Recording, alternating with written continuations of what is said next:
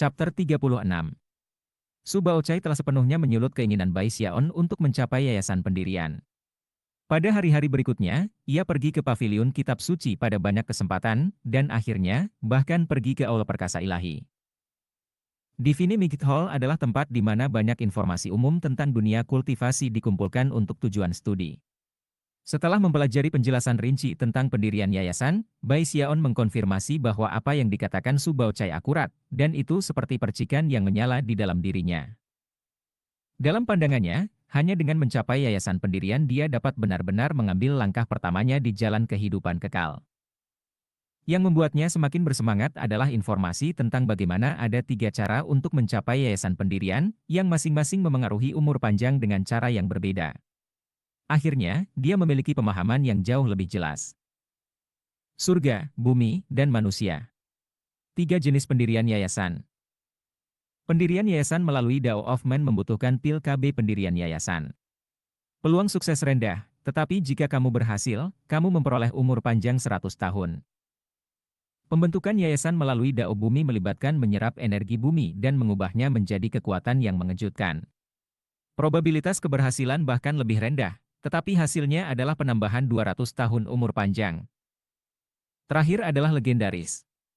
Yayasan pendirian via Dao of Heaven. Itu sangat jarang, dan hanya bisa datang secara kebetulan. Namun, jika kamu dapat berhasil dengan jenis yayasan pendirian, maka kamu mendapatkan umur panjang tambahan 500 tahun. Setelah penelitian yang lebih rinci, Bai Xiaon mengkonfirmasi bahwa pendirian yayasan melalui Dao Surga tidak dapat secara spesifik dikejar. Adapun pendirian yayasan melalui Dao Bumi, ada persyaratan khusus untuk dapat memperoleh energi bumi. Oleh karena itu, hal paling sederhana yang harus dia lakukan adalah bertujuan untuk pembentukan yayasan melalui Dao of Man, yang membutuhkan pil pendirian yayasan. Bai Xiaon meletakkan slip giok yang dipegangnya dan mengambil napas dalam-dalam, matanya bersinar cerah. Aku perlu mulai merencanakan masa depan, dan memastikan aku benar-benar siap. Dan aku harus mendapatkan salah satu dari pil yayasan pembentukan. Pil pendirian yayasan itu mahal, dan hanya untuk bersiap untuk semua kemungkinan, aku pasti harus memiliki lebih dari satu. Kalau begitu, hal terbaik yang harus dilakukan adalah meramu sendiri. Mata Bai Xiaon berkedip ketika mimpinya menjadi apoteker utama dan meramu pil Life Forever Never Die menjadi lebih kuat dari sebelumnya. Apotek magang, apoteker pekerja harian, apoteker master. Saat ini aku seorang apoteker magang. Untuk menjadi apoteker pekerja harian, aku harus meramu beberapa pil obat dan mengikuti tes promosi. Persyaratan minimum untuk tes ini adalah kamu menguasai volume kelima tanaman dan vegetasi. Tapi itu saja bukan jaminan. Aku juga harus benar-benar menguasai kelima volume makhluk roh.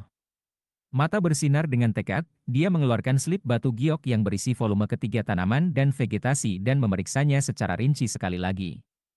Setelah memastikan bahwa dia telah menghafal segalanya, dia segera meninggalkan halaman rumahnya. Namun, beberapa saat kemudian, dia berlari kembali dan dengan cepat mengenakan beberapa lapis pakaian, dan juga sedikit menyamar. Baru kemudian dia benar-benar pergi. Penggemar Youshinki itu terlalu menakutkan. Seharusnya mereka memberitahu orang-orang bahwa mereka akan memotong aku menjadi berkeping-keping. Aku benar-benar tidak punya pilihan selain menjaga agar tidak menonjolkan diri. Dia masih merasa sedikit tidak nyaman. Setelah mempertimbangkan perbedaan antara dirinya dan penggemar Youshinki, ia akhirnya mengambil keputusan. HMPH, tunggu saja sampai aku mencapai yayasan pendirian. Lalu aku akan membuat heboh besar dan memberitahu semua orang bahwa aku Lord Turtle. Lalu kita akan melihat siapa yang berani mencoba memotong aku menjadi berkeping-keping.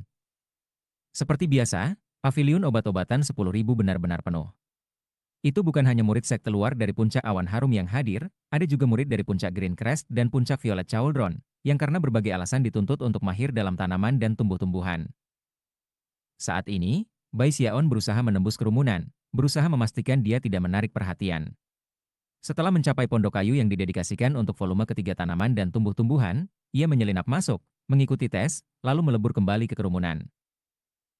Meskipun awalnya dia berencana untuk pergi begitu saja, setelah beberapa saat berlalu, dia tidak bisa menahan diri untuk tidak mengangkat kepalanya dan melihat sekeliling. Tidak butuh waktu lama sebelum keributan naik ketika orang-orang menyadari bahwa pada prasasti batu volume ketiga tanaman dan tumbuh-tumbuhan, desain kura-kura telah melampaui botol ajaib.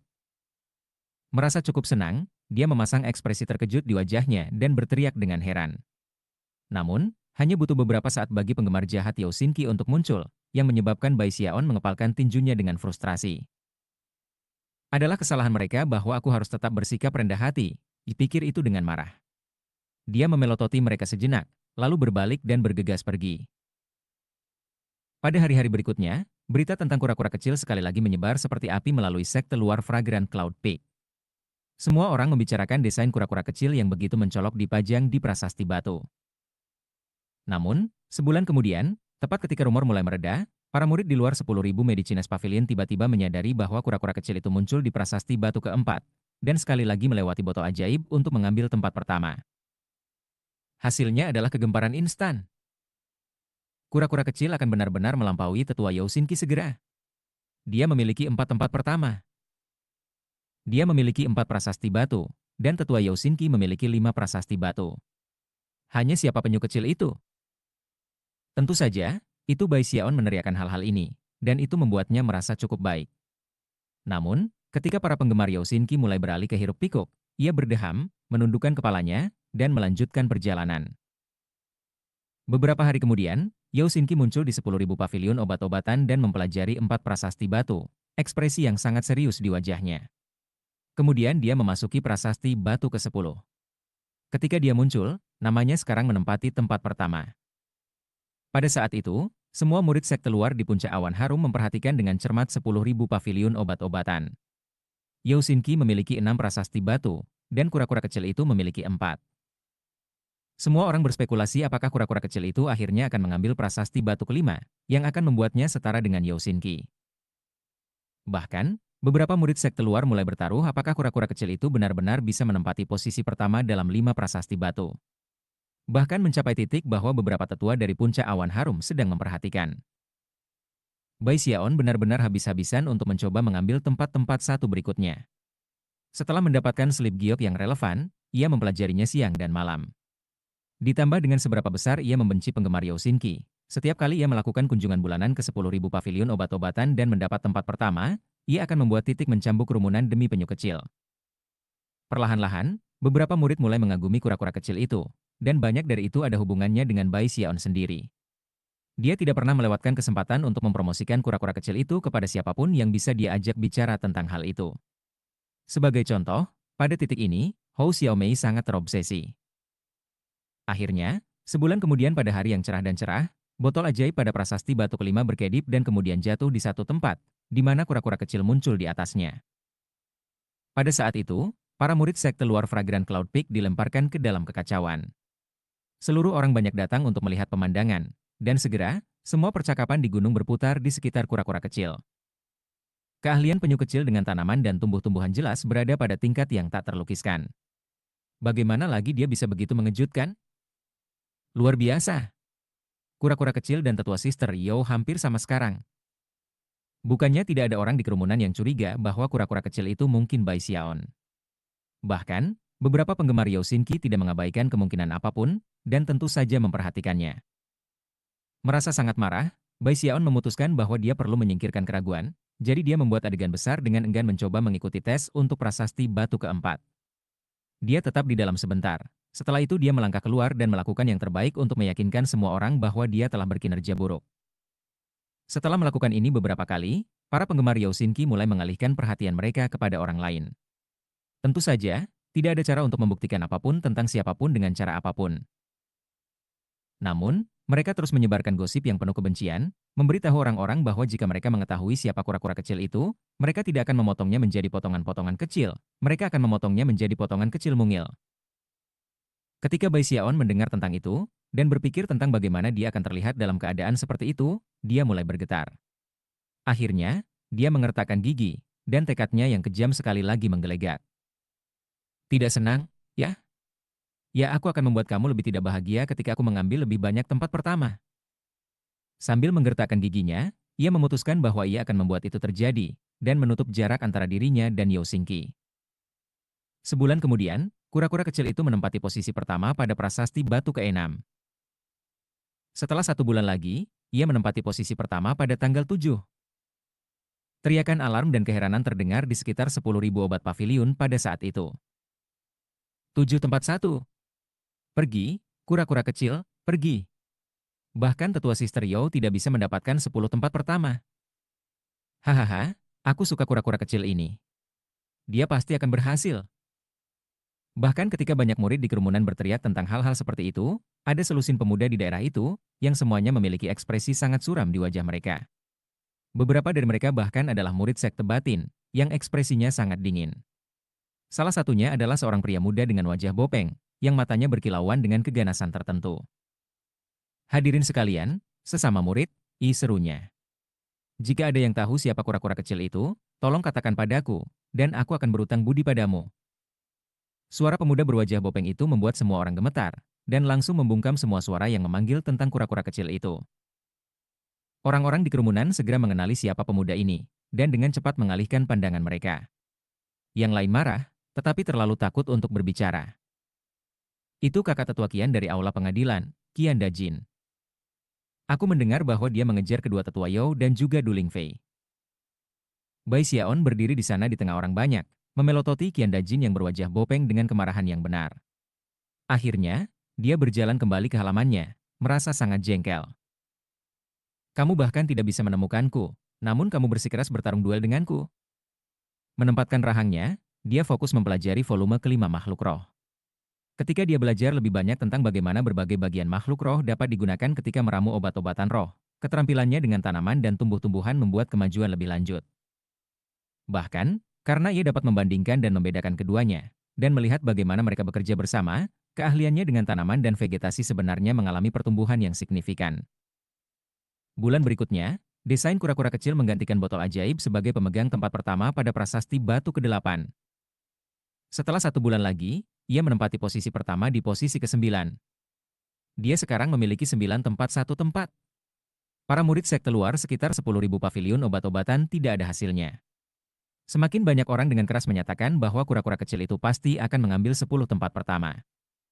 Adapun penggemar Yao Xinqi, tidak ada yang bisa mereka lakukan untuk menghentikannya pada titik ini. Yang bisa mereka lakukan hanyalah menyaksikan popularitas kura-kura kecil itu secara bertahap melebihi Yao Xinqi. Ketika bulan terakhir tiba, Bai Xiaon pergi ke paviliun 10.000 obat saat paling sibuk. Dia pergi dengan menyamar, tetapi ekspresinya adalah salah satu tekad saat dia bekerja tanpa diketahui melalui garis menuju kabin kayu di bawah prasasti batu ke-10. Begitu dia masuk, dia duduk bersila, mengulurkan tangan, dan meletakkan tangannya di atas altar batu. Rumbling memenuhi benaknya saat dia sekali lagi memasuki kehampaan yang akrab itu. Di depannya ada 1 juta fragmen tanaman obat dan makhluk roh yang berkedip-kedip. Mata berkilau dengan fokus, tangannya mulai terbang dan menata kembali potongan-potongan itu. 1.000, 5.000, 10.000, 30.000, 50.000. 80.000 ini adalah yang paling sulit dari semua tes yang dia lakukan sejauh ini. Segera, keringat membasahi wajahnya, dan matanya merah. Dia tampak gila, seolah-olah dia sudah lupa tentang yang lainnya. Dia sepenuhnya tenggelam dalam proses merekonstruksi tanaman dan tumbuh-tumbuhan, dan makhluk-makhluk roh. Tangannya sakit, dan pikirannya berputar, namun dia terus berjalan. Tak lama, tes selesai, dan Bai Xiaon duduk di sini. Tangannya gemetar saat ia menyatukan tanaman obat terakhir. Dengan itu, pandangannya menjadi buram, lalu bersih, dan dia kembali ke pondok kayu. Terengah-engah, matanya bersinar karena puas, dia menyeka keringat dari alisnya dan mengepalkan tinjunya. Chapter 37. 10 prasasti batu, 10 tempat pertama. 3 puncak di tepi selatan sekte Stream Roh benar-benar terguncang. Di luar 10.000 obat-obatan paviliun, gebrakan percakapan bisa didengar. Orang-orang melaju kencang dari segala penjuru untuk melihat sekilas kura-kura kecil di posisi pertama dengan 10 prasasti batu. Napas terdengar. 10 tempat 1. Penyu kecil benar-benar melakukannya. Terakhir kali siapapun di sekte Stream Roh pernah mengambil 10 tempat pertama di prasasti batu adalah 1.000 tahun yang lalu. Bagaimana aku bisa membayangkan bahwa aku akan melihat sesuatu seperti ini dalam hidup aku? Semua orang berteriak kaget, dan meskipun banyak orang meramalkan bahwa ini akan terjadi, itu masih merupakan peristiwa yang mengejutkan. Itu terutama benar mengingat 3 bulan sebelumnya, di mana satu prasasti batu demi satu jatuh ke tangan kura-kura kecil. Ketika orang-orang memikirkan hal itu, mereka tidak bisa tetap tenang. Hanya siapa sebenarnya penyu kecil itu? Dalam waktu kurang dari setengah tahun, ia mulai dari prasasti batu ketiga dan kemudian menyapu semua kompetisinya di sisa dari mereka. Orang ini benar-benar terkenal. Keahliannya dengan tanaman dan tumbuh-tumbuhan sepenuhnya melebihi Yao Xinqi. Mungkin di masa depan, bahkan akan ada apoteker master selain Yao Xinqi. Pada saat yang sama bahwa kura-kura kecil mengamankan tempat pertama pada semua 10 prasasti batu, prasasti mulai bergetar, melepaskan suara gemuruh yang menyatu, dan kemudian bergabung dengan suara kuali dentang yang datang dari jauh ke atas gunung. Seolah-olah seseorang menabrak kuali obat dengan balok kayu yang sangat besar. Boom tereda menyebar ke seluruh Fragrant Cloud Peak, dan kemudian bergema untuk mengisi seluruh tepi selatan Spirit Stream Sect. Itu disertai dengan aroma obat yang memenuhi daerah itu, dan menyebabkan kabut yang menutupi puncak awan harum tumbuh lebih tebal. Di puncak Fragrant Cloud Peak adalah sebuah gua immortal di mana tetua Yao berada di tengah-tengah memberi makan beberapa burung roh 5 warna yang disayangi. Ketika dia mendengar suara kuali, matanya menyala karena terkejut. Kuali awan harum?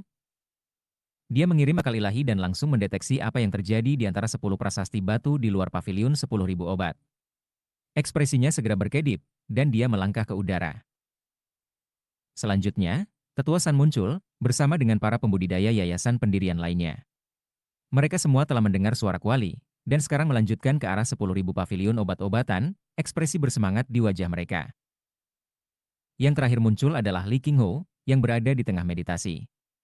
Ketika dia mendengar suara kuali, wajahnya berkedip, dan dia melihat keluar. Kemudian, dia berubah menjadi seberkas cahaya berwarna-warni yang melesat ke 10.000 paviliun obat. Saat suara kuali terdengar, kerumunan itu semakin bersemangat.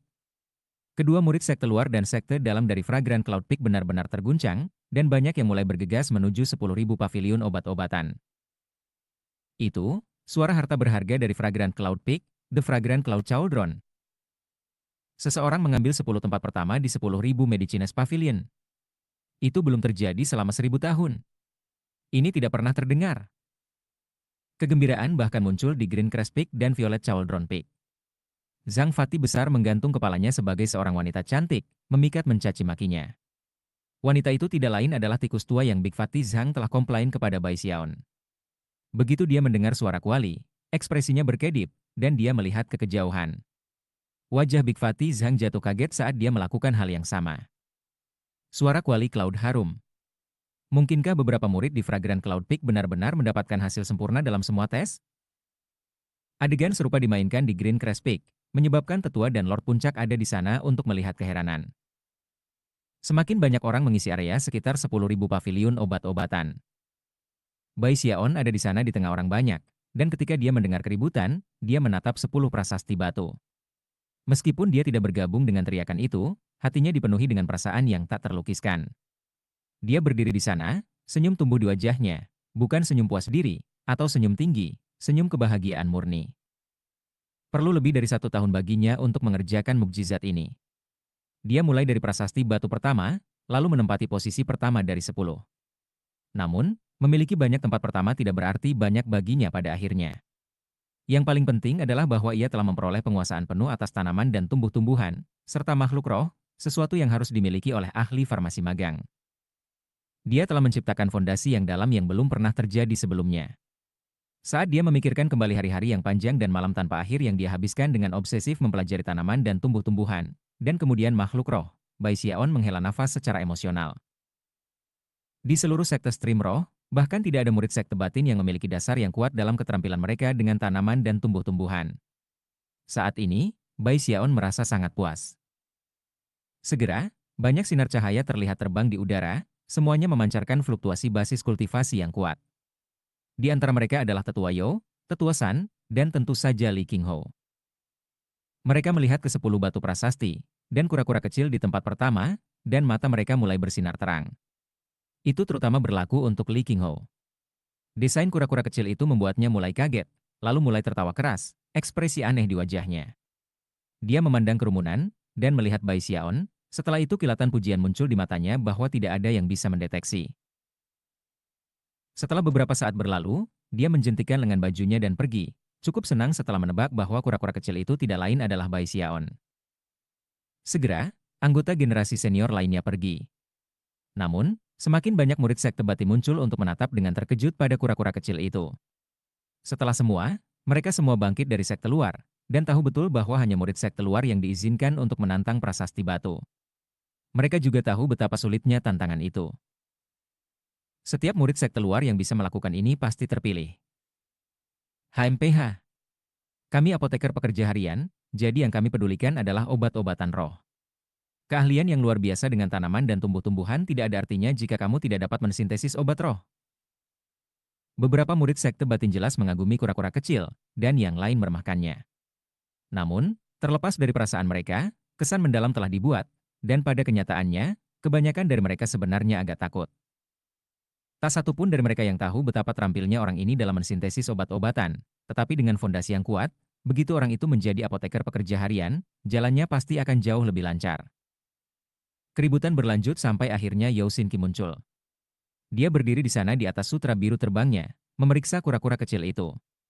Perlahan, kerumunan itu tenang, dan semua mata memandang ke arahnya. Melihat kura-kura kecil di tempat pertama pada semua prasasti batu menyebabkan sinar yang kuat muncul di matanya. Di masa lalu, ini adalah jenis ekspresi rumit yang dia sebabkan muncul di mata orang lain, tetapi sekarang, yang sebaliknya telah terjadi. Hanya siapa kamu? Gumamnya melalui gigi yang terkatup. Meskipun dia tidak tahan untuk mengakuinya, dia telah berusaha keras pada banyak kesempatan untuk mencocokkan penyu kecil yang misterius dalam hal keterampilan dengan tanaman dan tumbuh-tumbuhan, tetapi kemampuannya terlalu mendalam. Pada saat ini, dia tidak memiliki keyakinan apapun untuk dapat melampaui dirinya. Sekarang, kura-kura kecil itu benar-benar dan benar-benar dicap di hatinya. Kamu mungkin lebih kuat dariku dengan tanaman dan tumbuh-tumbuhan, tetapi tunggu saja sampai kamu menjadi apoteker pekerja harian. Aku menolak untuk percaya bahwa kamu akan melampaui aku ketika datang ke sintesis obat. Dia mengambil napas dalam-dalam dan menenangkan dirinya. Dia sudah mengikuti tes dan dipromosikan menjadi apoteker pekerja harian. Jadi setelah memberikan prasasti batu pada pandangan terakhir, dia berputar dan menghilang ke kejauhan. Setelah memberikan 10 prasasti batu untuk terakhir kalinya, Bai Xiaon berbalik dan pergi. Ini hanya perhentian pertama di jalan aku untuk menjadi apoteker Grandmaster. Masalah 10 prasasti batu menyebabkan keributan yang berlangsung selama berbulan-bulan. Orang-orang membicarakannya tanpa henti, terutama ketika mereka pergi ke 10.000 obat pavilion dan benar-benar melihat kura-kura kecil di prasasti batu. Sementara itu, penggemar Yao Xinqi menyisir sekte, menggunakan semua taktik yang mungkin untuk mencoba mencari tahu siapa penyu kecil itu. Itu terutama berlaku untuk pria muda yang bermarga Qian, yang marah tentang masalah ini. Seluruh tepi selatan sekte Stream Roh terpengaruh. Sementara orang-orang terus-menerus mendiskusikan kura-kura kecil itu, Bai Xiaon ada di halamannya, matanya merah ketika dia mengendalikan daun pohon yang melayang di depannya. Dia sekarang sedang mempelajari tahap kesucian dalam cahaya. Sebenarnya, dia telah berulang kali berusaha melakukannya selama setengah tahun terakhir, tetapi tidak sampai sekarang dia dapat melakukan apapun dengan itu. Karena hal-hal yang telah berakhir di pavilion obat-obatan 10.000, penggemar Yao Xinqi terus-menerus mencarinya. Sensasi krisis perlahan-lahan menumpuk di dalam dirinya, jadi dia memutuskan untuk mengatasi berbagai hal di kediamannya sementara dia mengerjakan Happiness in Likeness. Likeness in Happiness adalah tentang kecepatan. Happiness in Likeness adalah tentang metode kontrol. Ekspresi bijaksana muncul di mata Bai Xiaon saat dia merenungkan segala sesuatu yang dia pahami baru-baru ini. Atau mungkin kamu bisa mengatakan bahwa kontrol seperti itu sebenarnya adalah letusan energi spiritual internal seseorang. Mata Bai Xiaon berkilauan. Dia sekarang berada di tingkat ke-6 Qi kondensasi, dan energi spiritual internalnya seperti sungai besar. Ketika sampai pada Likeness in Happiness, dia bisa mempertahankannya tanpa batas waktu, dan melepaskan kecepatan yang mengejutkan. Dia telah lama memahami bahwa apa yang disebut sebagai tahap keseriusan dalam cahaya hanyalah cara memanfaatkan energi spiritual internal seseorang. Itu seperti bagaimana daun pipi dapat digunakan untuk menarik cabang kecil ke udara, tetapi daun yang digulung dapat mengangkat batu kecil. Demikian juga, jika kamu memotong daun menjadi potongan-potongan dan kemudian menjalinnya menjadi seutas tali, itu akan mampu mengangkat benda yang lebih berat. Banyak bahan seperti itu. Pada akhirnya, bobot berbeda yang bisa diangkat bergantung pada bagaimana seseorang menggabungkan berbagai elemen. Happiness in Likeness hanyalah teknik semacam itu, dan dengan menguasainya, kamu bisa mencapai tahap baru. Bai Xiaon memikirkan masalah ini sedikit lebih lama, lalu melambaikan tangannya, menyebabkan daun lain terbang, yang mulai dia coba. Terkadang daunnya bergerak dengan cepat, di lain waktu ia bergerak selambat-lambatnya seakan-akan ada gunung yang menumbuknya. Namun, dia tidak mendapatkan hasil yang diinginkannya. Setelah satu percobaan tidak berhasil, ia mencoba 10 kali. Setelah 10 percobaan tidak berhasil, ia mencoba ratusan kali. Setelah 100 percobaan tidak berhasil, ia mencoba ribuan kali. Dia akhirnya kehilangan jejak berapa kali dia mencoba. Segera, halamannya dipenuhi dengan serpihan daun yang telah dihancurkan, dan dia bahkan harus keluar mencari daun baru. Akhirnya, hampir semua tanaman roh di Fragrant Cloud Peak tanpa daun, sampai, pada suatu hari, mata Bai Xiaon berkedip, dan dia melakukan gerakan mantera dan menunjukkan. Daun di depannya melayang di sana dengan lembut, tetapi ketika jatuh ke tanah itu terdengar seperti batu. Ledakan besar terdengar, dan seluruh kediaman halaman bergetar. Seolah satu daun itu beratnya ratusan kilogram. Itu berhasil. Mata Bai Xiaon ditembak dengan darah, tetapi ekspresinya sangat bersemangat. Dia tiba-tiba melambaikan tangannya, mengirim pedang kayu kecilnya terbang keluar. Itu berubah menjadi garis hitam yang melesat di udara dengan kecepatan luar biasa. Itu sekarang bahkan lebih luar biasa dari sebelumnya, dan memancarkan suara siulan melengking ketika menembus udara. Kemudian, sebuah ledakan terdengar ketika sebuah batu besar hancur berkeping-keping. Kekuatan luar biasa seperti itu tidak lagi setara dengan tingkat ke-6 kondensasi Qi. Bahkan seseorang di tingkat ke-7 Qi kondensasi akan sangat terkejut dengan apa yang baru saja terjadi. Chapter 38. Bai Xiaon tampak sangat bersemangat saat dia melompat berdiri dan mengibaskan tangan dan kakinya, lalu mengirim pedang kayu terbang di sekitar halaman secara dramatis. Kadang-kadang ia akan melaju cepat di udara, di waktu lain ia akan menggantung dengan berat di udara, tidak bergerak. Pedang kayu mengalami transformasi lengkap di sana di halaman. Segera, pedang Qi berputar di sekitar seluruh area, seolah-olah angin besar telah menendang. Bai Xiaon bahkan lebih bersemangat dari sebelumnya. Sesaat kemudian, dia melambaikan tangan kanannya, dan pedang kayu kecil itu terbang kembali ke tangannya. Pedang mencolok itu tidak terlihat sangat luar biasa, tetapi kebenaran dari masalah ini adalah bahwa berkat peningkatan roh 3 kali lipat, itu benar-benar melampaui apa yang telah terjadi sebelumnya. Jika aku bisa menguasai Heaviness in Likeness dan Likeness in Heaviness, maka dengan menggunakan mereka bersama-sama, aku dapat melakukan satu-satunya kemampuan ilahi dalam seni kontrol kuali Violet Qi. Bai Xiaon mengambil napas dalam-dalam, dan mata bersinar dengan antisipasi. Violet Qi Cauldron Summoning. Bai Xiaon menyingkirkan pedang kayu itu, lalu menutup matanya untuk waktu yang lama. Tiba-tiba, dia mengangkat tangan kanannya dan menunjuk ke langit. Seketika, energi spiritual internalnya yang sebelumnya tidak terlihat tiba-tiba muncul dalam sekejap yang menyilaukan, untaian tipis energi spiritual dengan cepat membentuk garis besar kuali. Seolah-olah ada kekuatan misterius yang membimbing mereka, mengubah mereka menjadi bentuk tertentu. Denyut tekanan luar biasa mulai memancar keluar dari kuali, tekanan roh yang bahkan lebih kuat daripada tekanan dari pedang terbang. Wajah Bai Xiaon dengan cepat kehabisan darah ketika tekanan roh dalam dirinya habis hampir 80%. Pada saat itu, kuali sudah sepenuhnya terbentuk, dan memancarkan tekanan roh yang kuat. Bai Xiaon memberi isyarat dengan jari-jarinya, mengirimkan kuali yang hancur ke tanah. Ketika itu terjadi, kuali hancur, dan sejumlah besar energi spiritual berserakan. Ledakan yang kuat bergema, dan tanah sepanjang 300 meter ke segala arah mengeluarkan suara retak saat celah menyebar. Untungnya, pembentukan mantra pelindung Fragrant Cloud Peak hampir secara instan memperbaiki kerusakan. Bahkan masih, beberapa murid sekte luar yang berada di dekatnya mendengar ledakan teredam, dan terkejut. Bai Xiaon mengambil napas dalam-dalam. Dia tidak pernah membayangkan bahwa pemanggilan Violet Qi Cauldron akan sangat mengesankan. Satu serangan darinya tampaknya hampir tidak ada duanya. Pemanggilan Violet Qi Cauldron jelas layak menjadi satu-satunya kemampuan ilahi dalam seni kontrol Cauldron Violet Qi. Tidak heran itu hanya bisa dilepaskan setelah Heaviness in Likeness dan Likeness in Heaviness sepenuhnya dipahami. Mata Bai Xiaon bersinar dengan cahaya yang cemerlang, tetapi hampir pada saat yang bersamaan, dia mengerutkan kening. Meskipun kemampuan ilahi ini kuat, butuh banyak energi darinya. Bai Xiaon tahu bahwa alasan dia menyia-nyiakan hanya 80% dari kekuatan spiritualnya, dan tidak lebih, karena itu begitu murni. Murid lain yang memperoleh pencerahan kemampuan ilahi ini sebelum tingkat ke-8 Qi kondensasi akan memiliki semua energi spiritual internal mereka terkuras. Satu-satunya cara untuk benar-benar memanfaatkan teknik tanpa pemborosan luar biasa adalah menunggu sampai tingkat ke-9 Qi kondensasi. Menurut deskripsi dari pemanggilan Violet Qi Cauldron, itu dapat dibagi menjadi tingkat tinggi, menengah, dan rendah.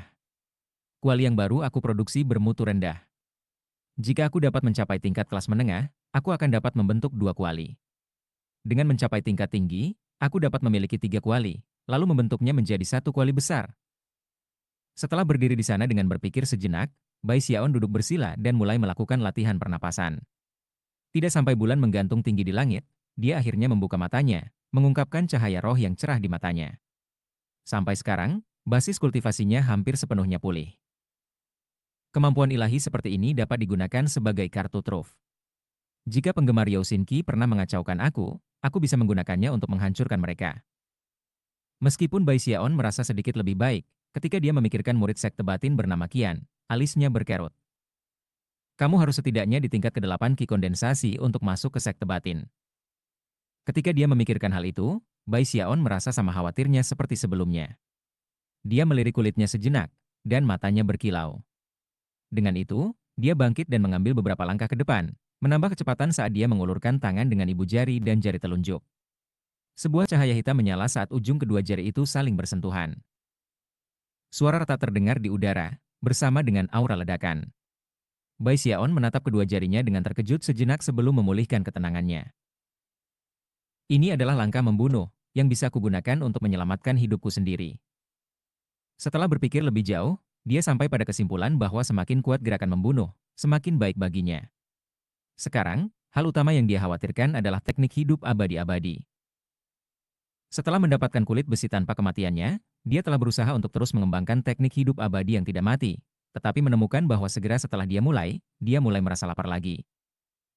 Selanjutnya, ayam ekor roh di tepi selatan sekte Stream Roh tidak lagi menjadi pilihan.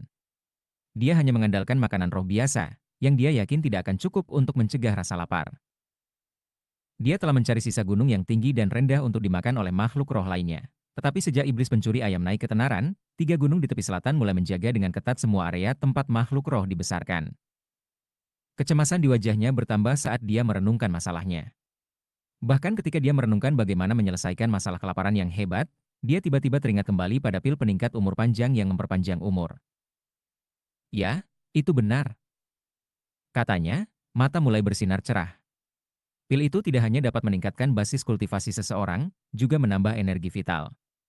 Setelah mendapatkan kulit besi tanpa kematiannya, dia menyadari bahwa mengolahnya sebenarnya membutuhkan energi vital. Itulah sebabnya dia merasa sangat lapar. Aku telah membuat langkah besar dalam keterampilan aku dengan tanaman dan tumbuh-tumbuhan, dan meskipun aku belum dipromosikan, aku masih dapat membuat obat sendiri. Selain itu, meskipun biaya beberapa obat roh sangat tinggi di dalam sekte, bahan-bahan yang sebenarnya relatif murah. Bai Xiaon menjadi semakin yakin bahwa ia telah menemukan solusi. Pada dasarnya, aku bisa meramu obatku sendiri. Dengan begitu, ketika saatnya tiba untuk mengikuti tes promosi, aku akan jauh lebih percaya diri. Juga, akan jauh lebih mudah untuk meramu pil KB yayasan di masa depan. Setelah membuat keputusan, dia mengatur rahangnya untuk merenungkan masalah ini lebih lanjut. Keesokan paginya saat fajar, dia cukup melompat berdiri. Meramu obat-obatan membutuhkan formula obat, dan aku bisa mendapatkannya tanpa dipromosikan menjadi apoteker pekerja harian. Yang harus aku lakukan adalah pergi ke pasar di bagian bawah gunung dan aku akan dapat membeli formula obat acak apapun yang tersedia. Bai Xiaon menepuk-nepuk tasnya memegang dan berpikir tentang bagaimana ia tidak menghabiskan banyak uang-uang sama sekali sejak tiba di Fragrant Cloud Peak. Sebagai seorang murid sekte luar, dia diberi gaji batu roh setiap bulan, yang berarti dia memiliki sedikit tabungan yang terkumpul. Yang benar adalah bahwa Bai Xiaon tidak terlalu peduli tentang harta benda. Dia segera terbang keluar dari halamannya ke jalan setapak yang mengarah ke gunung. Selama seluruh waktu dia berada di Fragrant Cloud Peak, ini hanya kedua kalinya dia meninggalkan gunung untuk pergi ke pasar. Pertama kali ketika dia membeli tanaman obat yang dia butuhkan untuk menukar pil obat itu. Hampir segera setelah dia melangkah keluar dari Fragrant Cloud Peak, 2 orang tiba-tiba terbang menuju kediaman halaman terdekat. Kakak Chen, apakah kamu di rumah? Kakak Chen, Bai Xiaon meninggalkan gunung. Kedua orang ini sangat kuat, dengan basis budidaya yang luar biasa di tingkat keempat Qi Kondensation. Mereka meledak dengan penuh semangat ke halaman, di mana seorang pria kekar dapat dilihat duduk bersila dalam meditasi. Pria kekar itu sangat berotot, berbahu lebar seperti beruang dan tampak tangguh seperti singa, dan begitu dia mendengar kata-kata yang diucapkan oleh kedua pria itu, sinar terang berkelip di matanya. Bai Xiaon? Jadi, dia akhirnya meninggalkan gunung. Huh? Pria kekar itu tertawa ganas, lalu tiba-tiba bangkit berdiri. Dia tampak sebesar gunung, dan memiliki energi yang dalam, yang berasal dari penanaman di tingkat kelima dari kondensasi Qi. Sebagai hasilnya, dia memancarkan tekanan roh yang kuat. Ini tidak lain adalah Chen Fei, yang dulu bekerja di Departemen Pengawas. Ketiganya sudah berteman sejak dulu, dan pada saat itu hampir tidak memiliki apa-apa. Tidak hanya mereka memiliki pelayan lain untuk menunggu mereka saat itu, mereka juga mampu menggelapkan cukup banyak batu roh. Tentu saja, mereka tidak pernah berharap untuk benar-benar didorong ke sekte luar oleh Bai Xiaon dan teman-temannya. 2 tahun terakhir terasa berat bagi mereka, dan kebencian mereka pada Bai Xiaon telah meresap jauh ke dalam tulang mereka. Namun, mereka tidak mampu memprovokasi Big Fatih Zhang, apalagi Fatih Hei ketiga. Di sisi lain, meskipun Bai Xiaon tampak kuat, mereka berpendapat bahwa dia sebenarnya relatif lemah. Jadi mereka sudah lama merencanakan balas dendam mereka. Sayangnya bagi mereka, selama waktu itu, Bai Xiaon tidak pernah meninggalkan sekte. Dan pada akhirnya, meskipun Chen Fei memiliki beberapa koneksi, dia tidak berani melanggar aturan sekte. Sebenarnya, koneksi terbesarnya di sekte adalah sepupunya yang lebih tua, yang adalah murid sekte batin. Namun, sepupunya tidak terlalu memperhatikannya, dan hanya membantunya sampai batas tertentu, bahkan pada hari-harinya sebagai pelayan. Oleh karena itu, mereka terpaksa menunggu selama 2 tahun penuh untuk Bai Xiaon meninggalkan sekte. Sekarang, saat yang mereka tunggu telah tiba. Chen Fei merasa sangat percaya diri berkat terobosannya baru-baru ini ke tingkat kelima Qi kondensasi. Setelah bertanya-tanya, dia tahu tingkat kultivasi Bai Xiaon, dan juga mendengar tentang dia mengambil tempat pertama dalam kompetisi baru-baru ini, meskipun berita adalah bahwa dia telah memenangkan kemenangan itu secara kebetulan. Saat itu dia menakuti kita semua dengan menipu kita dengan berpikir dia telah menguasai Likeness in Heaviness. Hampeh, aku tidak percaya dia memaksa kita untuk bergabung dengan sekte luar. Akhirnya, aku akan melampiaskan amarah aku ini. Sebuah sinar ganas muncul di mata Chen Fei. Rencananya bukan membunuh Bai Xiaon, hanya menghancurkan tulangnya dan memutuskan tendonnya, cukup untuk membuatnya terbaring di tempat tidur setidaknya selama 1 tahun. Meskipun sekte pasti akan menyelidiki masalah ini setelah itu, karena tidak akan ada saksi mata, karena tidak ada kematian akan terlibat, dan karena Chen Fei memiliki koneksi dalam sekte, masalah besar akan menjadi yang kecil, dan kemudian hal kecil itu akan menjadi mudah diselesaikan. Kamu tidak bisa menyalahkan kami jika dia tidak tepat. Chen Fei berkedip bergerak, segera turun gunung, diikuti oleh 2 temannya.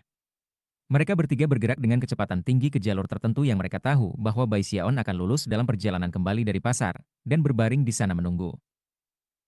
Pasar tidak besar, sehingga tidak butuh waktu lama bagi Bai Xiaon untuk menemukan 2 formula tingkat 1 acak. Salah satunya dapat digunakan untuk mengisi energi spiritual, yang lain adalah untuk memperkaya energi vital. Ketika datang ke formula untuk memperkaya energi vital, versi tingkat tinggi sangat mahal. Namun, versi tingkat rendah, meskipun tidak umum, sebagian besar digunakan oleh manusia untuk tujuan kesehatan dan olahraga. Meskipun sebagian besar pembudidaya tidak akan menemukan mereka berguna, bagi Bai Xiaon, mereka seperti harta berharga. Setelah menggunakan kura-kuranya untuk melakukan peningkatan roh 3 kali lipat pada pil obat yang dihasilkan, mereka akan memiliki hasil yang sama sekali berbeda. Bai Xiaon bahkan tidak menghabiskan sangat banyak batu rohnya untuk mendapatkan tanaman obat yang diperlukan, ia perlu meramu obat-obatan roh. Sambil menepuk tasnya untuk menahan kebahagiaan, dia mulai menyenandungkan sedikit lagu ketika dia meninggalkan pasar. Ketika dia berjalan di sepanjang jalan kecil kembali ke sekte itu, dia berfantasi bagaimana rasanya meramu obat-obatan, dan dia sangat bahagia. Namun, sebelum dia berjalan sangat jauh di jalan setapak, ekspresinya tiba-tiba berkedip, dan dia berhenti di tempat. Setelah mencapai tingkat ke-6 Qi kondensasi, inderanya telah tumbuh lebih tajam, dan dia bisa langsung mendeteksi pernapasan 3 orang yang bersembunyi di semak-semak terdekat. Hati mereka juga berdegup kencang saat mereka menyaksikannya naik ke jalan setapak. Melihat bahwa Bai Xiaon telah berhenti di tempatnya, Chen Fei dan 2 temannya meledak untuk berdiri di depannya. Bai Xiaon, ia katanya dengan kejam, hari telah tiba untuk mengakhiri dendam kita. Teman-temannya mengenakan senyum yang sama-sama ganas di wajah mereka ketika mereka menyebar ke sisi Bai Xiaon. Chapter 39. Chen Fei? Bai Xiaon berkata sambil berkedip. Dia dengan cepat memindai Chen Fei dan 2 temannya, dan setelah menentukan tingkat basis budidaya mereka, segera santai. Bai Xiaon, bahkan jika kamu jatuh ke tanah dan memohon belas kasihan, sudah terlambat. Itu adalah ide kamu untuk memaksa kami ke sekte luar, dan kamu akan membayar untuk itu. Aku, Chen Fei, telah menunggu hari ini untuk waktu yang sangat lama. Sambil tertawa keras, Chen Fei melambaikan tangan kanannya, melepaskan kekuatan tingkat ke-5 Qi kondensasi. Banyak daun tersapu ke udara sebagai hasilnya, membuat pemandangan yang sangat mengesankan. Setelah bergabung dengan sekte luar, aku menghabiskan seluruh waktu berlatih kultivasi, dan sekarang aku berada di tingkat kelima ki kondensasi. Biarkan aku memberitahu kamu, Bai Xiaon. Hari ini kamu akan benar-benar mengerti apa artinya ditindas. Tulangmu akan patah dan tendonmu terputus. Tertawa dengan arogansi puas, Chen Fei melakukan gerakan mantra dengan tangan kanannya, menyebabkan pedang terbang hijau muncul. Panjangnya hanya sekitar 15 cm, tetapi memancarkan udara purba yang dingin. Adapun dua teman Chen Fei yang telah mengapit Bai Xiaon, mereka tersenyum ganas ketika mereka melepaskan basis budidaya mereka dan menghasilkan pedang terbang mereka sendiri. Mengingat mereka telah mengelilinginya, dan melebihi jumlah 3:1, mereka benar-benar yakin bahwa mereka dapat menghancurkan Bai Xiaon. Itu terutama benar setelah analisis mereka sendiri membawa mereka pada kesimpulan bahwa Bai Xiaon tidak pernah sepenuhnya menguasai Likeness Inhiafines seperti yang awalnya mereka pikir dia miliki. Kamu akan aman jika kamu tidak pernah meninggalkan gunung. Tapi ini dia, di luar sekte. Dan sekarang kamu akan mengerti harga yang harus dibayar untuk kesalahan cara kamu. Chen Fei merasa sedikit lebih baik setelah melampiaskannya dengan cara ini, meskipun kemarahan masih menyala di dalam dirinya. Bukankah kalian bertiga takut melanggar aturan sekte dengan menyergapku di sini? Bai Xiaon bertanya, benar-benar ingin tahu. Aturan sekte? Hahaha. Kami berada di luar sekte sekarang.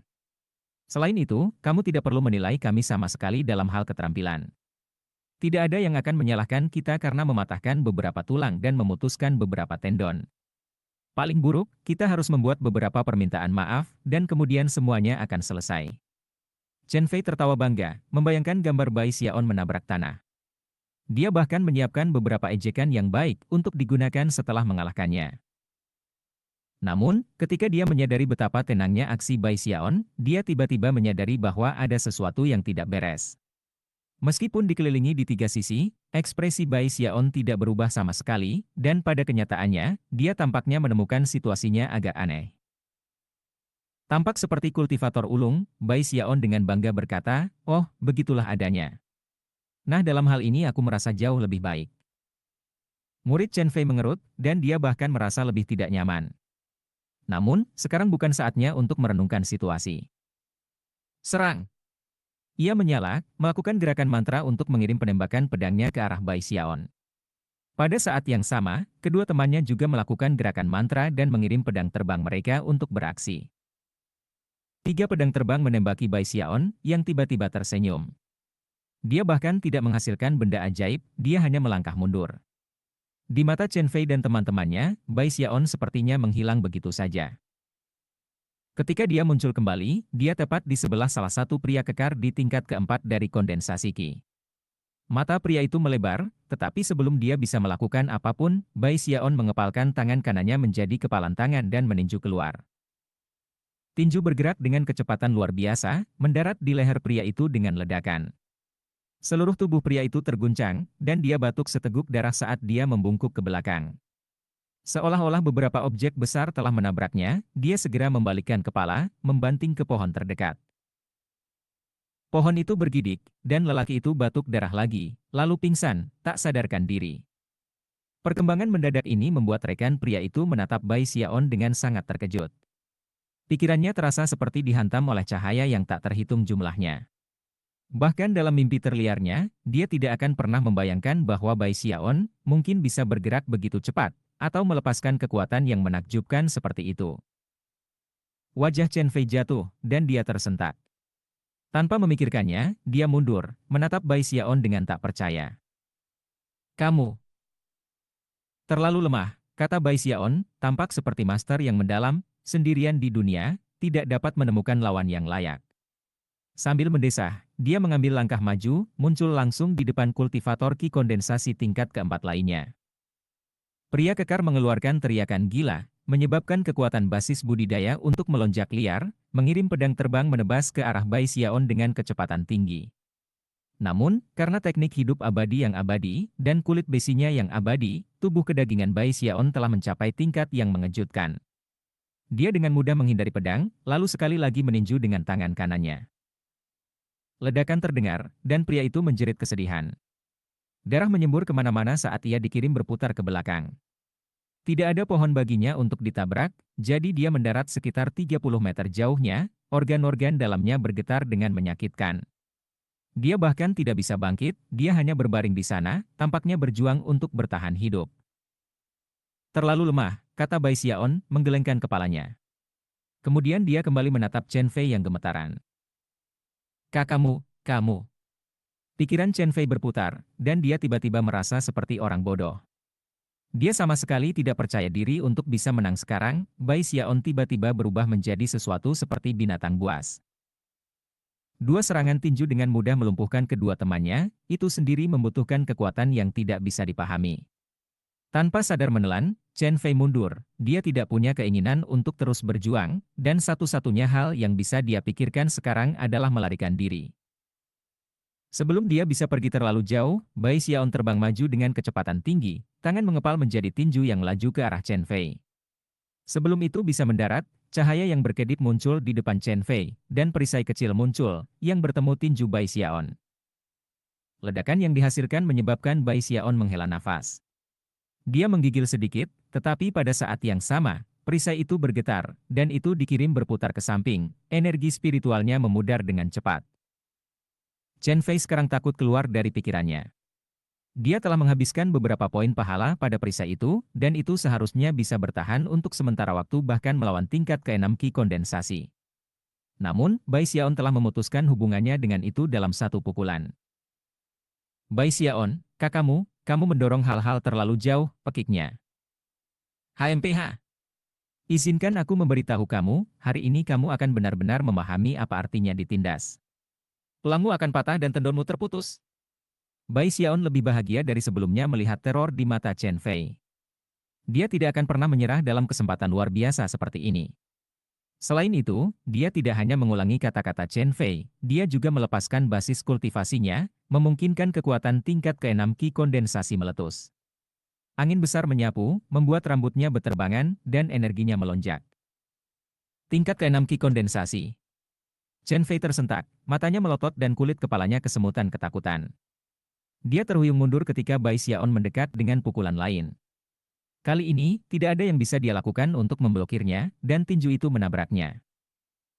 Darah menyembur keluar dari mulutnya ketika ia terbang mundur, seluruh tubuhnya bergetar. Jeritan sengsara terdengar. Tidak masalah bahwa ia berbahu lebar seperti beruang dan tampak tangguh seperti singa, atau bahwa ia berada di tingkat kelima dari kondensasi Qi. Dia sekarang berusaha sekuat tenaga untuk melarikan diri, hati dipenuhi dengan kepahitan yang kuat, menyesali keputusannya untuk mencoba menyergap Bai Xiaon di tempat yang begitu jauh dari sekte itu. Namun, Bai Xiaon mengejarnya seperti binatang buas, menyebabkan Chen Fei menjerit, "Bai Xiaon, apakah kamu tidak takut melanggar aturan sekte?" Bai Xiaon berdeham, lalu mengulangi kata-kata Chen Fei sendiri. "Aturan sekte? Hahaha. Kami berada di luar sekte sekarang. Selain itu, kamu tidak perlu menilai aku sama sekali dalam hal keterampilan. Tidak ada yang akan menyalahkan aku karena mematahkan beberapa tulang dan memotong beberapa tendon. Paling buruk, aku harus membuat beberapa permintaan maaf, dan kemudian semuanya akan selesai." Lalu dia menendang dengan kakinya. Tendangan itu mengirim Chen Fei terbang ke udara, di mana dia sekali lagi batuk seteguk darah. Ekspresi putus asa muncul di wajahnya, dan dia berteriak. Namun, sebelum dia bahkan bisa mendarat di tanah, Bai Xiaon mulai memukulinya dengan lebih banyak pukulan dan tendangan. Chen Fei ketakutan, dan tidak bisa berhenti berteriak. Segera, dia benar-benar bengkak dari ujung kepala sampai ujung kaki, dan jeritanya melemah. Tulangnya patah, tendonnya putus, dan wajahnya pucat pasi. Dia segera berbaring di sana, mati rasa dan menatap Bai Xiaon dengan ngeri. Meskipun Bai Xiaon murni, adil dan agak kurus, apa yang dilihat Chen Fei adalah binatang buas yang menyamar di kulit manusia. Itu lebih dari itu ketika Chen Fei menyadari bahwa Bai Xiaon bahkan tidak menggunakan benda sihir. Dia hanya mengandalkan kekuatan menakutkan dari tubuhnya sendiri untuk menghancurkannya. Di kejauhan, dua pria kekar di tingkat keempat Qi kondensasi sadar, dan ketika mereka melihat apa yang terjadi, kulit kepala mereka mati rasa dan hati mereka mulai berdebar. Mereka segera berpura-pura tidak sadarkan diri lagi, tidak berani bergerak agar mereka tidak menarik perhatian Bai Xiaon. Melihat bahwa Chen Fei tengah engah, Bai Xiaon akhirnya kehilangan minat. Dia mengatur energi spiritualnya, lalu mengosongkan tas pegangnya dan juga mengambil perisai kecil itu. Sambil menyenandungkan sedikit lagu, dia melanjutkan perjalanan menyusuri jalan setapak. Saat dia melihat Bai Xiaon pergi, Chen Fei ingin menangis, tetapi tidak ada air mata yang akan datang. Siapa yang memberitahuku bahwa Bai Xiaon memenangkan kompetisi Fragrant Cloud Peak secara kebetulan? Jika dia tahu selama ini bahwa Bai Xiaon adalah ini menakutkan, bahkan ancaman dipukuli sampai mati bisa meyakinkannya untuk menimbulkan masalah. Adapun dua pria kekar lainnya, mereka cemberut sedih, hati dipenuhi teror saat Bai Xiaon berjalan pergi. Tetua Brother Chen, apa yang kita lakukan sekarang? Biarkan saja dia, biarkan dulu berlalu. Aku mendengar itu yang dilakukan Su Baochai. Kedua pria itu dengan cemas menunggu tanggapan Chen Fei.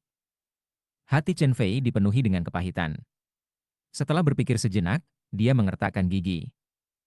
Aku ingin balas dendam, tetapi tidak bisa mendapatkannya sendiri. Apa yang harus aku lakukan? Aku harus berpikir. Chapter 40. Babak 40. Mengejar puncak. Bai Xiaon kembali ke sekte bersenandung sedikit dan diam-diam merasa senang. Setelah mencapai halamannya, dia menghela nafas. Aku berlatih kultivasi immortal untuk hidup selamanya. Orang-orang seperti itu yang selalu bertarung dan membunuh adalah orang gila total. Dia duduk di halamannya, dan mulai mengatur berbagai barang yang telah diambilnya dari Chen Fei dan teman-temannya. Mereka sama sekali tidak kaya, yang berarti bahwa Bai Xiaon tidak benar-benar berhasil dengan banyak, meskipun ia tidak benar-benar peduli. Ketika dia selesai, dia mengeluarkan tanaman obat yang baru saja dia beli dan memeriksanya dengan cermat untuk sementara waktu. Meskipun ia memiliki dasar yang kuat dalam tanaman dan tumbuh-tumbuhan, ia sebenarnya tidak memiliki banyak pengalaman berurusan dengan tanaman itu sendiri. Sekarang dia dapat memeriksa tanaman ini secara langsung, pengamatannya menyatu dengan informasi yang sudah ada dalam pikirannya. Dia bahkan menggaruk permukaan beberapa tanaman untuk memeriksa struktur internal mereka. Setelah melakukan beberapa tes, ekspresi bijaksana muncul di wajah Bai Xiaon, dan dia mengeluarkan dua formula acak yang didapatnya. Setelah melirik formula untuk mengisi energi spiritual, ia fokus pada formula lain, yang dirancang untuk manusia yang ingin memperkuat tubuh fisik mereka. Dupa umur panjang. Gumamnya. Formula obat khusus ini tidak memerlukan penggunaan tanaman obat yang sangat banyak, hanya 7. Selain itu, tidak ada yang sangat istimewa tentang cara mereka berinteraksi. Namun, dengan menggunakan teknik saling augmentasi dan penindasan, dimungkinkan untuk menyusun kekuatan 7 tanaman obat, menghancurkannya menjadi bubuk, dan kemudian mengubahnya menjadi dupa. Dua tanaman bahkan beracun. Jika seorang pembudidaya mengkonsumsinya, itu hanya akan menyebabkan 2 minggu diare. Bagi manusia, mereka akan berakibat fatal. Ada banyak jenis tanaman roh di surga dan bumi. Beberapa dapat langsung dicerna, sedangkan yang lain perlu diramu menjadi pil untuk mengeluarkan efek optimalnya. Ada banyak yang, karena toksisitasnya, hanya dapat digunakan untuk meramu dupa. Bergumam pada dirinya sendiri, Bai Xiaon mengeluarkan tanaman obat yang diperlukan untuk dupa panjang umur, di mana ia mulai mempelajarinya secara mendetail. Aku masih belum sepenuhnya percaya diri dalam hal ini, pikirnya. Hal terpenting yang harus dipikirkan dalam ramu obat adalah tingkat keberhasilannya. Bahkan obat semangat tingkat 1 yang paling sederhana masih memiliki tingkat kegagalan potensial yang tinggi. Aku memiliki 10 set setiap tanaman obat. Aku tidak bisa menyia-nyiakannya. Bai Xiaon adalah orang yang berhati-hati, dan lebih suka percaya diri sebelum melakukan sesuatu. Itulah tepatnya bagaimana dia kembali ketika dia menyerap dirinya dalam menghafal semua jenis tanaman dan tumbuh-tumbuhan yang berbeda, dan situasi saat ini adalah sama. Alih-alih segera mencoba meramu obat, ia lebih memilih untuk meneliti formula obat terlebih dahulu. 7 hari berlalu. Setelah sepenuhnya menyerap informasi dari formula obat, ia kemudian menutup matanya dan mulai menganalisis masalah ini lebih lanjut.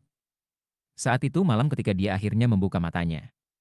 Kemudian, setelah berpikir lebih jauh, dia menghasilkan formula untuk obat pengisian energi spiritual dan mulai memeriksanya. 2 minggu lagi berlalu. Mata Bai Xiaon merah, tetapi sekarang, dia merasa bahwa dia benar-benar memahami semua berbagai tanaman obat yang merupakan bagian dari formula obat ini. Setelah berpikir lebih jauh, dia bangkit dan berjalan keluar dari halaman. Meramu obat membutuhkan tungku pil, tapi itu cukup mahal, lebih mahal daripada yang bisa dilakukan Bai Xiaon. Syukurlah, di paviliun pembuatan obat, ada tungku pil tersedia untuk digunakan oleh para murid dalam ramu obat, dengan harga beberapa poin jasa. Paviliun pembuatan obat berada di sisi timur Fragrant Cloud Peak, tidak terlalu jauh dari tempat Bai Xiaon tinggal. Itu tidak seperti paviliun obat-obatan 10.000 yang selalu penuh dengan kerumunan orang. Paviliun pramu obat-obatan adalah tempat yang relatif tenang dan damai. Bagaimanapun, bahkan di Fragrant Cloud Peak, orang-orang yang memenuhi syarat untuk meramu obat-obatan jumlahnya relatif sedikit. Dari jumlah kecil itu, beberapa sudah memiliki tungku pil pribadi mereka sendiri, dan tidak perlu datang ke sini untuk menyewa satu. Bai Xiaon membayar hak untuk menggunakan fasilitas paviliun pembuatan obat selama sebulan penuh. Dia diberi bengkel pribadi, lengkap dengan formasi mantra pelindung yang mencegah gangguan dari luar saat dia bekerja. Mencengkeram kunci kayu yang telah diberikan padanya, Bai Xiaon dengan cepat menemukan bengkel 13 dan berjalan masuk. Itu tidak terlalu besar, dan benar-benar kosong kecuali tungku pil dan api yang menyala di bawahnya.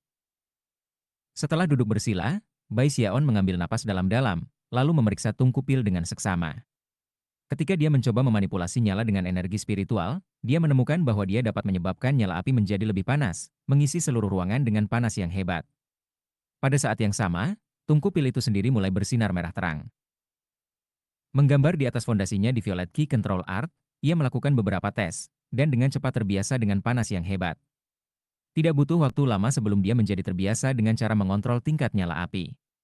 Akhirnya, dia menampar tasnya untuk menghasilkan berbagai jenis tanaman dan tumbuh-tumbuhan. Dupa umur panjang terlalu penting untuk didahulukan dalam daftar. Pertama aku akan terbiasa dengan proses ramuan umum, maka aku akan mencoba. Aku akan mulai dengan pil pengisian roh. Itu adalah pil tingkat 1, berguna untuk tingkat kelima Ki kondensasi dan lebih rendah. Bai Xiaon sekarang sepenuhnya ditentukan. Ekspresi sangat serius, ia secara mental meninjau formula obat untuk pil pengisian roh, kemudian mulai membuat. Dia menghasilkan tanaman obat pertama, lalu melambaikan tangannya, menyebabkan daun rontok.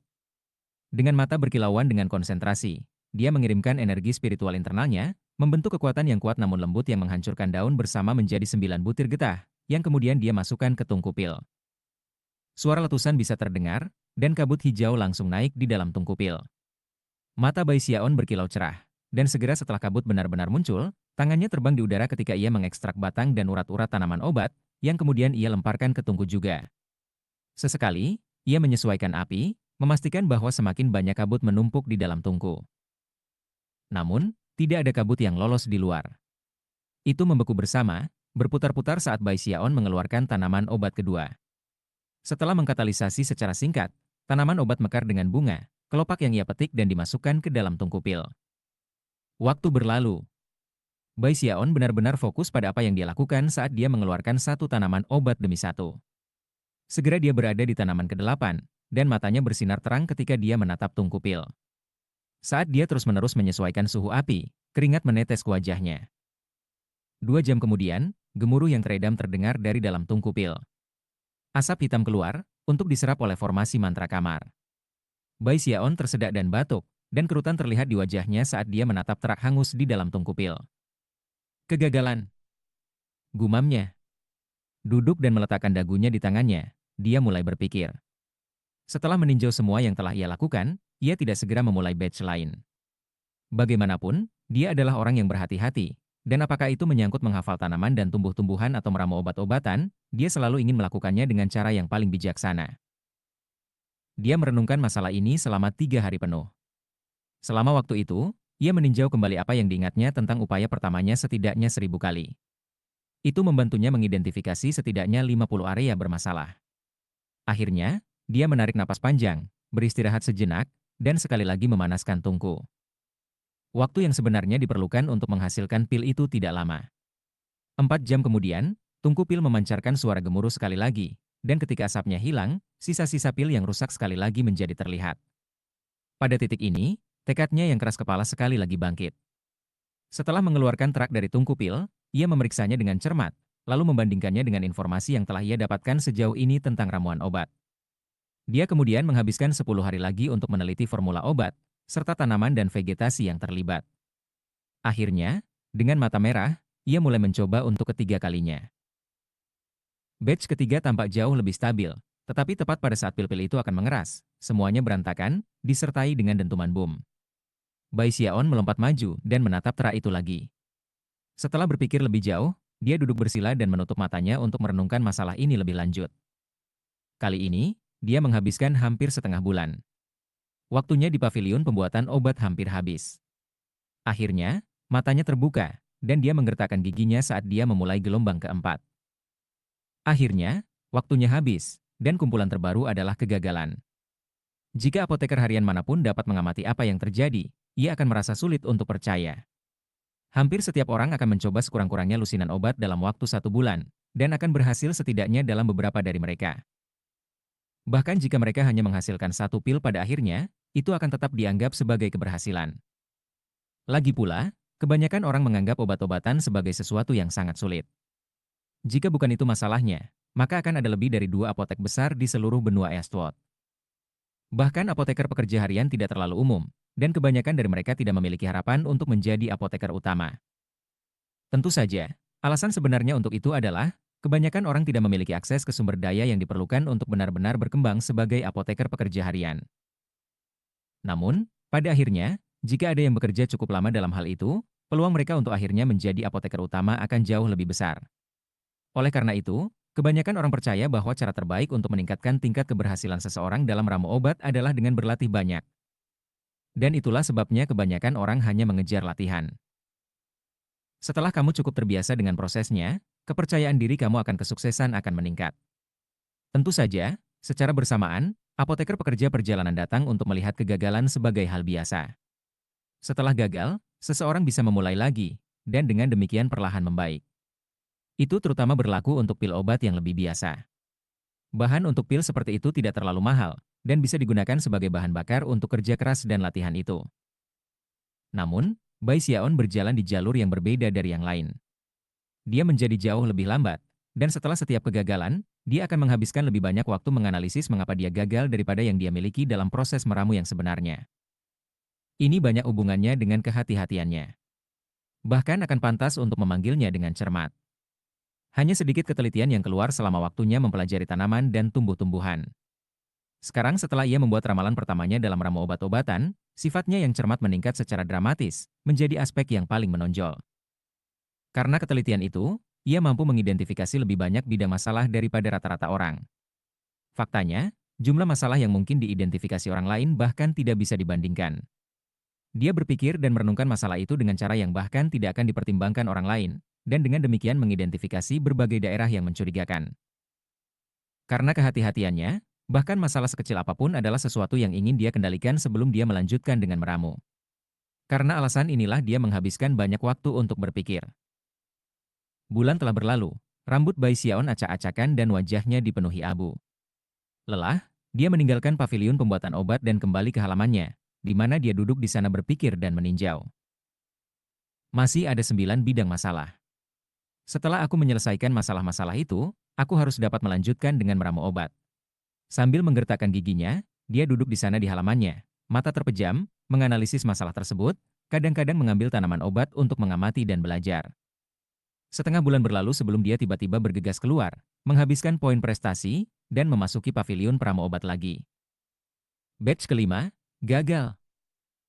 Setelah menganalisis masalah ini selama 7 hari lagi, ia menemukan lebih banyak masalah, menyelesaikannya, dan kemudian mencoba lagi. Batch keenam, gagal. Matanya merah cerah. Dia menghabiskan 20 hari merenungkan masalah ini sebelum mencoba angkatan ke-7. 2 jam setelah proses, tidak ada suara gemuruh yang bisa terdengar. Sebagai gantinya, aroma obat menyebar, dan wajah Bai Xiaon bersinar. Di sana, di dalam tungku pil ada 2 pil obat hijau. Batch ke-7 sukses. Dia mencoba lagi, dan batch ke-8 berhasil, menghasilkan 3 pil. Batch ke-9 berhasil, menghasilkan 5 pil. Batch ke-10 juga berhasil, namun, pada akhirnya, hanya 1 pil yang muncul. Itu bukan hijau, melainkan hitam. Selain itu, tidak memancarkan aroma obat, tetapi aroma aneh yang berbeda. Bahkan ketika Bai Xiaon merenungkan masalah ini dengan penuh rasa ingin tahu, seluruh paviliun pramu obat-obatan dilemparkan ke dalam kegemparan.